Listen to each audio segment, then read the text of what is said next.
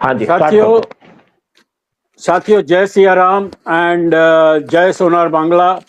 और आप सबका स्वागत है आज के एक खास प्रोग्राम में, जिसके लिए जुड़े हैं अपार्ट फ्रॉम सूद साहब हमारे खास दोस्त सौविक रॉय जी फ्रॉम कोलकाता।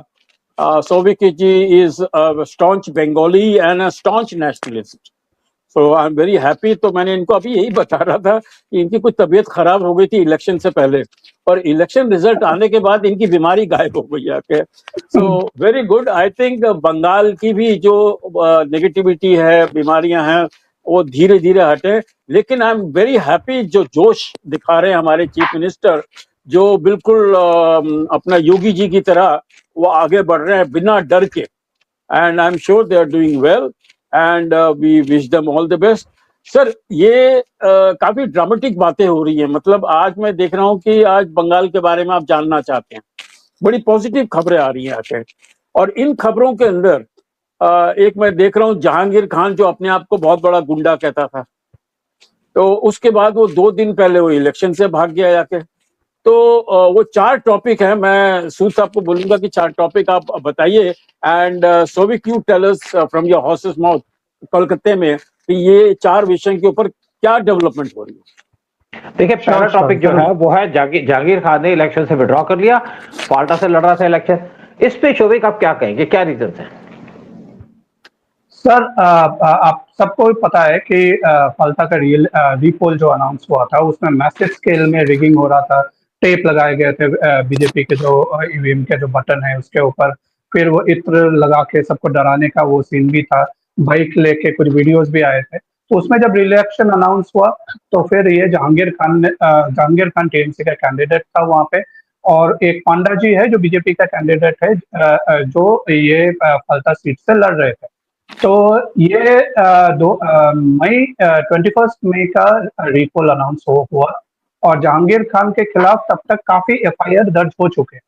मतलब मैं खुद आपको मेरे अपने तजुर्बा 2021 से मैं बताता हूँ कि उस बेल्ट में जब हम लोग रिलीफ मटेरियल डिस्ट्रीब्यूट करने गए थे, तो मेरे को खुद अभी भी वो विजुअल याद है। जब हम लौट के आ रहे थे तो वो बारुईपुर, सोनारपुर, मतलब ये स्ट्रेट लाइन में साउथ 24 परगना का जो एरिया है, तो वहां से जब हम लोग निकल के आ रहे थे तो फलका टच करते हुए आ रहे थे। मेरे खुद के अपने आंखों से मैंने देखा था जेसीबी लगा के इसके गुंडे हिंदू घरों को तोड़ रहे थे। मतलब हम लोग दूर से, मतलब मेन रोड से हम लोग क्रॉस कर रहे और हम लोग को दिखाई दे रहा था। मगर देख के तो हम लोग तो कुछ कर नहीं सकते। मगर मतलब इस बंदे का, इसने ऐसे दहशत बना के रखा था फाल्टा में, जो कि एक्चुअली एक हिंदू डोमिनेटेड एरिया या हिंदू मेजोरिटी एरिया। और उसके खिलाफ आपके ये स्मगलिंग, उसके खिलाफ एक्सटॉर्शन, रेप, आप गुंडागर्दी, हर चीज का मतलब उसके 2021 के बाद भी इसके नाम पे एफआईआर दर्ज थे। इसके बावजूद अभिषेक बनर्जी का हाथ इसके ऊपर बहुत स्ट्रांगली था। इसको किसी भी चीज में ना पार्टी से निकाला ना कुछ किया। इस बार दोबारा से इसको विधानसभा इलेक्शन में इसको मतलब वहां पे डाला गया था। फिर इसने, जब वो अजय पाल जी आए थे और उस एरिया में भी गए थे कि मतलब गुंडागर्दी बंद करने के लिए, और उन्होंने जब जहांगीर को खुद बोला था कि अपने आप को संभाल लेना, बदल लेना, नहीं तो अगर फिर वो इलेक्शन का टाइम पे, अगर 29 तारीख जो पिछले महीने का जब वो इलेक्शन हुआ था, अगर आप फिर गुंडागर्दी करोगे तो अभी आपको इसका खामियाजा भुगतना पड़ेगा। ये बंदा जाके फिर मतलब हंसा था, मजाक बनाया था, बोला था पुष्पा नहीं झुकेगा करके, बड़ा इसने कॉमेडी बनाया उस चीज का। तो उसके बाद जब ये रिपोल अनाउंस हुआ तो अभी तो सरकार शुभेंदु का बन चुका है। बीजेपी ने मैसिव मेजोरिटी 207 सीट्स लेके आ गया। ये बंदे के हालत बिल्कुल खराब है। ये इसका हालत मतलब टोटली, मतलब ये इसको पता है कि कोई से भी दिन इसको उठाया जा सकता है, क्योंकि उड़ा दिया जाएगा, किसी दिन भी उड़ा दिया जाएगा sir. He is on target. Absolutely, he is a criminal of the first order sir. मतलब इतना घटिया क्रिमिनल है, और इसको बार बार एमपी एमएलए का मतलब टिकट मिल रहा था। और अभिषेक बनर्जी जानबूझ के इसके ऊपर इसको प्रमोट कर रहा था, बिकॉज दोनों का कनेक्शन बना हुआ था। अभिषेक बनर्जी डायमंड हार्बर से लोकसभा सीट जीतता है और एमएलए बना, एमपी बना हुआ है पार्लियामेंट में, जिसके अंडर ये जो मतलब 7 जो विधानसभा के सीट आते हैं, उसमें से ये जहांगीर खान और एक भी ऐसे ही मतलब इनके कम्युनिटी के 2-3 बंदे हैं जो इसके लिए छप्पा वोट का काम करता है। तो इसलिए इसको ये कब, हाँ, और ये वीडियोस आए हुए सर 2024 के इलेक्शन के बाद भी वीडियोस आए हुए, यहाँ पे दिख रहा है कि मशीन में बैठ के ऐसे ऐसे मतलब आ रहा है छाप रहा है, आ रहा है छाप रहा है, इस तरह से। तो ये अभिषेक बनर्जी कभी भी मतलब इसको अपने हाथ से जाने नहीं देना चाह रहा था, बेशक इसके नाम पे इतने एफआईआर इतने चीजें लॉन्च होने के बावजूद। अभी क्या हुआ, अभी जब ये इतना प्रेशर में आ गया तो ना ही पीसी आया उसके बगल में ना ही ममता बनर्जी ना ही अभिषेक, इसको दिख गया कि मेरे को तो ये ठोक देंगे या कुछ कर देंगे, इसने विड्रॉ कर लिया और विड्रॉ कर लिया। और हाँ हाँ जी, देखो अभिषेक ऐसा है, एक्चुअली शोभिक ऐसा है कि इसको पता है कि इसको उठा लिया जाएगा और ये भी पता है इलेक्शन जीतेगा नहीं, ये हमेशा हेर फेर से जीतता था। दूसरी बात यह है कि ये आदमी क्या करता था, वहां पे ना किसी की शादी होगी तो किसी जो नई लड़की आएगी उसको उठा के दे जाएगा, कहते हैं उसको यूज करेंगे उसके बाद आपको दे देंगे। मतलब ये आदमी ने ऐसा गदर बजाया था। फिर इसको ममता बनर्जी और अभिषेक इसलिए सपोर्ट करते थे कि वो तो कहते हैं कि जो हिंदू को आप रेप करोगे तो फर्क नहीं पड़ता, मुस्लिम को तो रेप वहां पे होता ही नहीं था, रेप तो हिंदू नहीं, बिल्कुल नहीं होता, बिल्कुल नहीं होता, मुस्लिमों का नहीं होता, तो टारगेटेड सिर्फ हिंदू कम्युनिटी था टारगेट।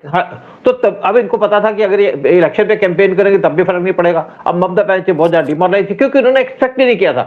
इनको लगा कि हमने इतनी हेराफेरी कर दी, हमारा इतना स्ट्रांग आर्म है तो हम तो इलेक्शन जीतेंगे ही जीतेंगे, जितना मर्जी तुम कर लो, चाहे सर लगा लो चाहे जिसका नाम निकाल लो, फिर भी इनको पता था इलेक्शन जीतेंगे। लेकिन हार गए तो इनकी इस टाइम पे बैड बजा हुआ। बिल्कुल ठीक बात कही आपने। और फिर आप एक और क्वेश्चन पूछेंगे और इसमें एक पॉइंट और शुभेंदु दा को लेकर मैं बोलना चाहता हूँ। जब 21 का इलेक्शन था तो लास्ट डे ऑफ पोलिंग जब था तो शुभेंदु दा खुद गए थे वहां पे। सर वहां पे जो मतलब जो क्राउड जो इकट्ठा हुआ था ना, जैसे उनको ना एक देवता मिल गया, मतलब ऐसे थे। मतलब पूरे शहर में मतलब जो मतलब हिंदू भाई बहन, एक बुजुर्ग जो थे जो व्हील चेयर में थे वो भी वो रैली में आए थे। शुभेंदु दा खुद भी मतलब इतना इमोशनल हो गए थे, वो वहां पे मंदिर में गए, पूजा किए। फिर जब बाहर आए, जब उन्होंने स्पीच दिया, उन्होंने वही लाइन इनको बोला कि आप लॉ एंड ऑर्डर को अपने हाथ में मत लीजिए, जहांगीर जैसा बंदे के लिए मैं हूं। खड़े होकर बोला मैं संभाल लूंगा, आप सिर्फ वोट दीजिए और हमारे जो कैंडिडेट है सपोर्ट कीजिए, बाकी उसका हिसाब करना मेरे जिम्मेदारी। तो वो बहुत एक टच करता है सर। शुभेंदु यहाँ पर खाली एक अंडरलाइन करके मैं बोलूं, सॉरी शुभेंदु बोल रहा हूँ, अच्छा शौविक, एक तो मैं अंडरलाइन करके बोलूं कि Bengal election was not a Bengal issue, it is a national issue. आज हमारी हमारा देश खतरे में आ रहा था आके, तो इट इज वेरी इंपॉर्टेंट। जो ममता करती थी ना कि डर पैदा करो, वही आज आपके चीफ मिनिस्टर ने सक्सेसफुली पैदा कर दिया, डर in the minds of these villains. Absolutely, डर क्रिमिनल्सों के माइंड में, ये जिहादियों के माइंड में कि भाई जो चल रहा था 50 साल से चल रहा है, ठीक है, अगर तुम सोचोगे अभी भी ऐसा ही चलेगा तो नहीं चलेगा। और वो बिल्कुल दृढ़ निश्चय पुलिस सब चीज के साथ मिला। चलिए अच्छा शौविक, एक और क्वेश्चन आपसे पूछना चाहेंगे। ये पार्क सर्कस के जो प्रोटेस्ट हुए वहां पे लोगों ने धरने भी दिए, पुलिस पे पथराव भी किया, पुलिस ने भी एक्शन किया, इसके बारे में आप बताइए कि क्या हुआ एक्चुअली वहां पे। सर पार्क शायद हमने एक पॉडकास्ट में बात किया था फ्राइडे को, तो पहले वो राजा बाजार और वो एरिया में ये जो सड़क पे नमाज पढ़ने आ जाते थे वो एक इशू हुआ था। सर वो एरिया में 100 मीटर के अंदर सर 2 मस्जिदें हैं, मगर उनको वहां पे नहीं पढ़ना है, फिर भी रोड ब्लॉक करके पढ़ना है।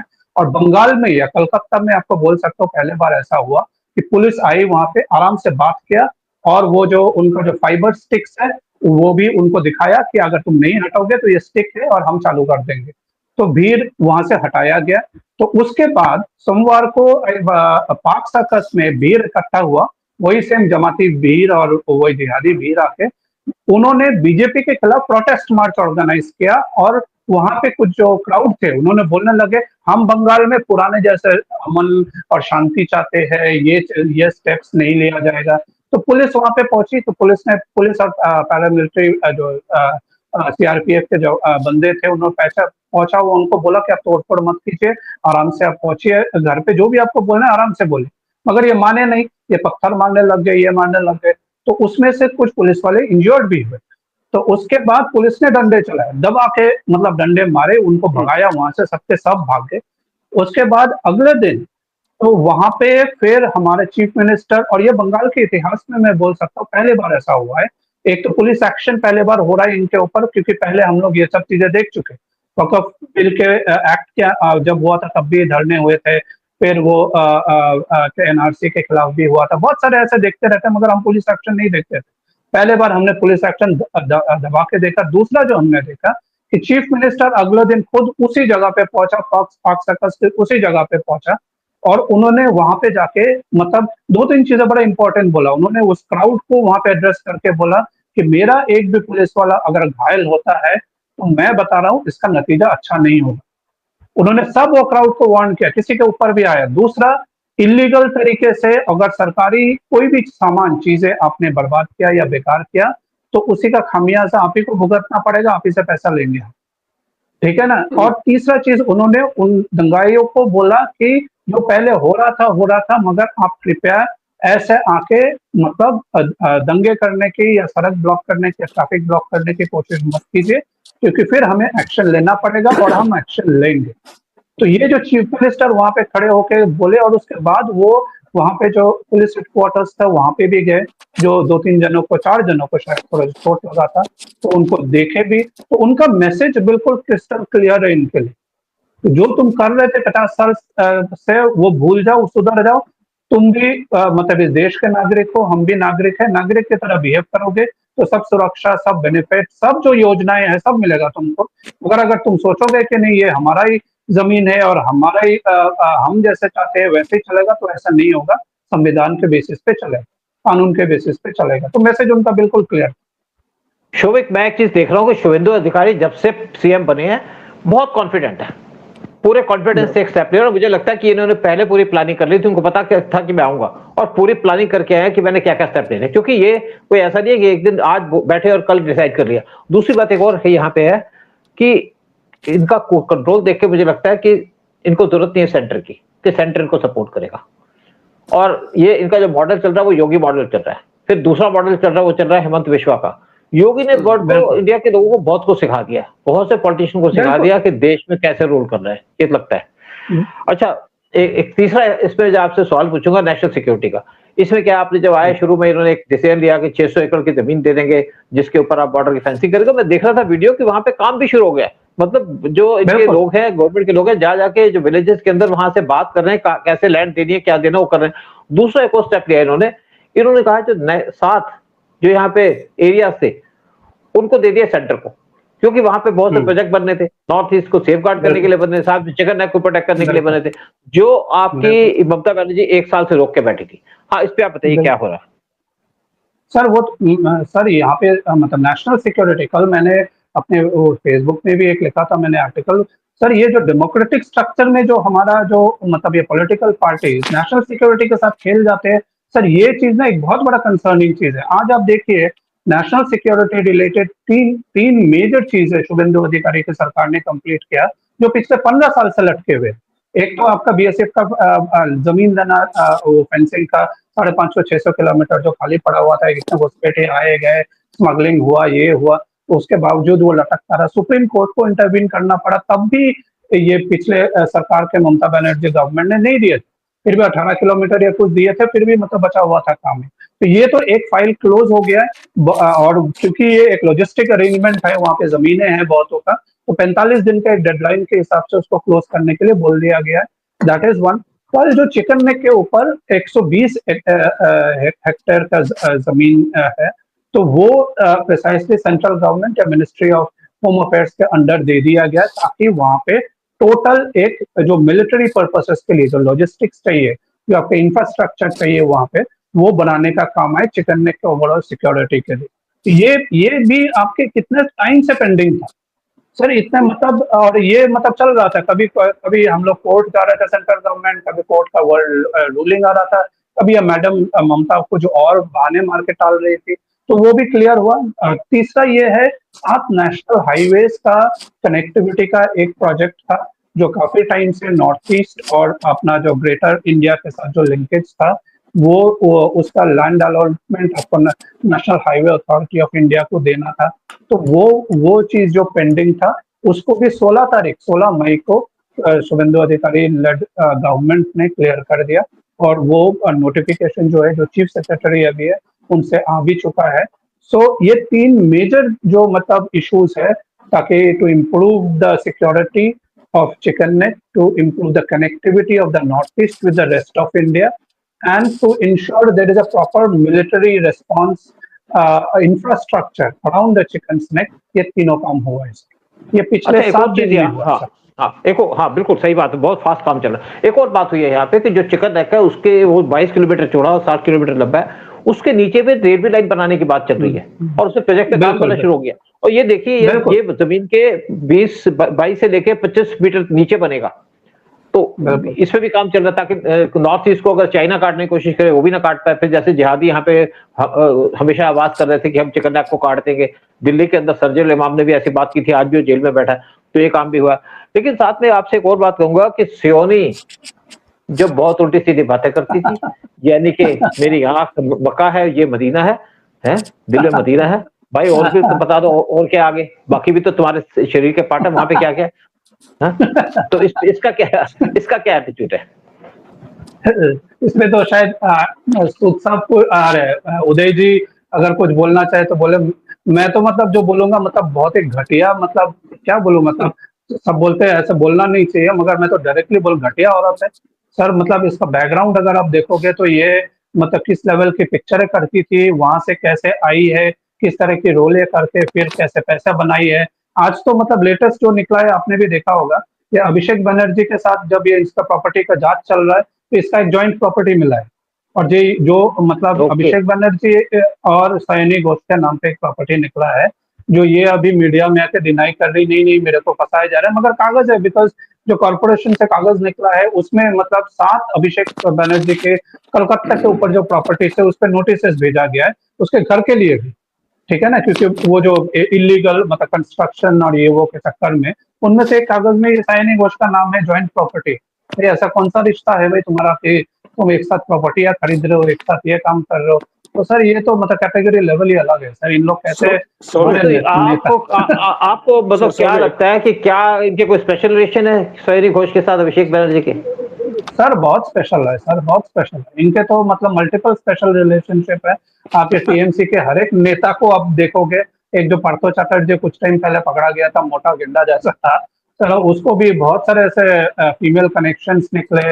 वो एक गर्लफ्रेंड के नाम पे मकाने बना रही है, फिर और एक मदन मित्रा है, ये सारे रंगीन आदमी है सर, ये सब ऐसे ही है सर इनका कल्चर। यहाँ पर मैं एक मुंबई का किस्सा सुनाऊं कि हमारे यहाँ जब ये उद्धव ठाकरे के काले काम चल रहे थे बंबई के अंदर, तो हमारी हीरोइन है Kangana Ranaut, who's a very nationalist and she is a supporter of BJP because BJP is for nation building। तो उसका ऑफिस, आलीशान ऑफिस जाके तोड़ दिया ये अपना उद्धव ठाकरे के लोगों ने, ये कह के कि भैया आपने इंटीरियर डेकोरेशन के लिए परमिशन नहीं लिया था। आज वही इशू हो रहा है ऑन आपके अभिषेक बनर्जी और ये आपका ये जो जिहादी वो आदमी है, ये सब के ऊपर हो रहा है। And now you will see, क्योंकि बंगाल में सबसे बड़ी चीज हो रही थी before this election was corruption. करोड़ों अरबों रुपए कमा रहे थे ये लोग, अब इनकी प्रॉपर्टी गायब होने वाली है। मैं कह रहा हूं एक ही सोल्यूशन है कि टीएमसी का नामो निशान नहीं रहना चाहिए। अगर वो रह गए तो it is bad for Bengal and it is bad for the country. Absolutely sir, ये कुछ जो पकड़े जा रहे हैं सर, एक पुलिस का जो मतलब बंदा पकड़ा गया या एक नेता इनका पकड़ा गया सर, इनके मकाने देखोगे आप चौक जाओगे सर, रिसोर्ट क्या मतलब एक पैलेस टाइप में बने हुए। अभिषेक बनर्जी का घर देख लो सर। तो ऐसा तो मेरे को मतलब लगता है, I don't know Tata Birla के पास भी होगा कि नहीं, शायद है, बट मतलब इस तरीके के मकाने बना के और एक systematic organic corruption at the cost of the state, country, population, जो भी है बुल, हर एक तरीका जायज है इनके लिए पैसे कमाने के लिए, चाहे वो देश बिक जाए, स्टेट बिक जाए, कोई फर्क नहीं पड़ता है। इनको देश से क्या मतलब, इनको तो अपना खुद का धंधा करना था। और ये तो खैर, तो अगर आप ममता की बात करो, ममता तो देश को तोड़ने की पूरी तैयार थी। अच्छा, एक और मैं आपसे क्वेश्चन कहूंगा, महुआ मित्र के बारे में आपका क्या है? मैं देखता हूँ उनकी वीडियो आए, जब वो एक प्लेन में जाने से लोगों ने चोर बजाना शुरू कर दिया। ये सारी चोर है क्या? बोलो सर, सर। फिर बड़ी frustration। और आज अगर बहुआ मित्रा के आज देखोगे ना, वीडियो छोटे छोटे आते हैं, बड़ी फ्रस्ट्रेटेड है, बड़ी परेशान हो रखी है। इनको हाँ, लगा कि पावर हाँ, में बैठे रहेंगे, जो कुछ मर्जी करते रहेंगे, तो मुझे लगता है तो इनका तो हाँ। मतलब इस टाइम पे चोपड़ा साफ होने वाला है। और वैसे भी इनको पार्टी से बाहर निकाल दिया कि शायद इंपॉर्टेंट नहीं दे रहे पार्टी के अंदर। सर, इनको एक चीज बिल्कुल क्लियर है, क्योंकि जो ये काम कर रहे थे इनको तो खुद तो पता है ना किस तरीके से गवर्नेंस चल रहा था, किस तरीके का सरकार चल रहा था। तो इनको पता है कि अब जब हम बाहर हुए और ऐसे तादाद में कि मतलब 207 208 सीटें बीजेपी ले गई और हम, तो इनको पता है कि ये वापस नहीं आ सकते सर। इनको अगर अगर बहुत बड़ा कोई झोल करना पड़ेगा, बहुत बड़ा कोई जो जो चीज आज मुश्किल है, इम्पॉसिबल है करना, इनको पता है कि ये वापस नहीं आ सकते। तो अब ये पकड़ के कैसे रखेंगे? तो बस ये कुछ स्टेटमेंट देते रहना, कभी बोलना कि मुगलों का इतिहास हटाना गलत है, कभी बोलना कि ये राइट विंग सरकार है। तो कभी मोदी जी बाहर जाते हैं तो उनको अगर जैसे नॉर्वे का कुछ जो एक फोटोग्राफर, सॉरी एक मीडिया जर्नलिस्ट ने कुछ बोलने की कोशिश किया, उनको उछालना, नीचा दिखाना देश को, मोदी जी को नीचे दिखाना। तो बस यही काम बच गए। इन लोग भौंकते रहेंगे कुछ टाइम तक सर, ये सब के सब जाएंगे। अभी ये मतलब इनका मतलब मैं तो चाहता हूं कि इनके खिलाफ लीगल एक्शन हो, अदरवाइज ये सोसाइटी में एक एग्जांपल सेट नहीं होगा। सिर्फ इनका लीगल सस्पेंशन एक्शन होना। देखो, हाँ देखो लीगल एक्शन तो होगा। दूसरा एक और बता दूं आपको बात, कि बहुआ मित्र ने जैसे आपने बात की, इसने कहा कि ये मुगलों की आप हिस्ट्री बिठा रहे। भाई ममता बनर्जी को हटाने से क्या हिस्ट्री खत्म हो गई? मुगलों की हिस्ट्री है, उनकी हिस्ट्री रहेगी, लेकिन उसकी रॉन्ग हिस्ट्री नहीं रहेगी कि यहाँ पे जो अकबर था, अकबर द ग्रेट था, फलाने ने ये कर हाँ, दिया। ये सबने देश को बर्बाद किया, लूटा देश को। और आपको history, they were part of the negative history, जिनको पॉजिटिव हिस्ट्री दिखाया गया, और ममता बनर्जी भी उसी का पार्ट है। अब मुझे नहीं लगता कि ममता बनर्जी किसी तरीके से हिंदू है। देखिए जिससे इसको तो पूरी नॉलेज है आपके, देखिए ना इसको इस्लाम की पूरी नॉलेज से क्या क्या कोर्सेज कर रखे हैं, किताबें पढ़ रखी हैं। तो ये अब जो एक्चुअली एक बात बता दूं आपको, आप देखिए बहुत सी लेडीज जो बड़ी बड़ी बिंदी लगाती है ना, और एक्चुअली होती है कम्युनिस्ट है। कुछ कम्युनिस्ट लीडर थे उनके, आप देखिएगा सीताराम येचुरी की वाइफ को देख लीजिएगा, बड़ी बिंदी लगाती है, ये दिखावा करते हैं। हाँ सर, ये दिखावा है। ये कम्युनिस्ट का तो मैं कुछ बता सकता हूँ। इनका वो जो स्ट्रक्चर होता है ना मैनुअल में, सर ये कितना हंसना चाहिए, कितना हंसना नहीं चाहिए, औरतें जो है पब्लिक अपीयरेंस क्या होना चाहिए। पब्लिक अपीयरेंस ऐसा रखना चाहिए कि आप बिल्कुल ट्रेडिशनल दिखो, ताकि आप में देख के अच्छा साड़ी पहनी हुई है, बिंदी लगाई हुई है, तो हमारा इमेज होता है कि बड़े ट्रेडिशनल है। तो ये चीजें इनको सिखाया जाता था सर। ये तो आज है कि हम सारे इनके जो इमेज है इसके ऊपर हम देख पा रहे हैं इनका मोटिव क्या है, लेफ्टिस्ट गोल्स क्या है, आइडियोलॉजी क्या है, देश को जोड़ना है, तोड़ना है, समाज को सुधारना है, ये तो सब हमें पता है। इसलिए इनका अभी दुकानें बंद हो रही है। I think very good. Bengal की दशा अच्छी हो रही है और दिशा भी अच्छी हो रही है, and we are very happy that Bengal is handling the crime world of Bengal the Yogi way, and बहुत अच्छा रहेगा रिजल्ट सर। और बंगाल जिस दिन साफ हो जाएगा ना, Bengal will be back to its glorious past, and आज सारा दुनिया भर का टैलेंट तो वहीं पड़ा हुआ बंगाल के अंदर, and let us hope for the best. I think we have covered all the 4 points. Yeah, and और हम लोग चाहते हैं कि भाई अगर आप लोगों को अच्छा प्रोग्राम लगे तो उसको सब्सक्राइब कीजिए एंड हमको सवाल करिए और हमें एडवाइस भी करिए कि किस तरह से इस प्रोग्राम को हम लोग इम्प्रूव कर सकते हैं। And I think on a positive note let us wind up today's programme कि जय सोनार बांग्ला, जय सिया राम, जय जय जय जय भारत और वंदे मातरम। सर सूद साहब जस्ट खत्म होने से पहले सूद साहब के लिए एक बात करना चाहता हूँ। सर 2 दिन पहले मैंने सूद साहब को एक कोलाज भेजा था जो यहाँ पे एक बंगाली ग्रुप में एक फॉरवर्ड हुआ था। सर उसमें ये था कि जो एक रोल जो अभी जो नेशनलिस्ट है या नैरेटिव बनाने में जो बंदे मतलब टाइम बिता रहे, पॉडकास्ट के जरिए हो, न्यूज चैनल्स हो, सर उसमें काफी जनों का फोटोज थे, जैसे अर्नब का था, सुधीर चौधरी जी के थे, फिर मेजर गौरव वारिया, जीडी बख्शी जी के थे। सर उसमें सूद साहब का फोटो भी था, मैंने इनको भेजा और ये बंगाली एक लोकल चैनल में आया था, देख के मुझे को बहुत अच्छा लगा। इतने सालों से सूद साहब, उदय जी, आप सब मतलब ये जो हमारा नेशनलिस्टिक एजेंडा है इसको फैला रहे। So hats off to you and प्रणाम टू बोथ ऑफ यू।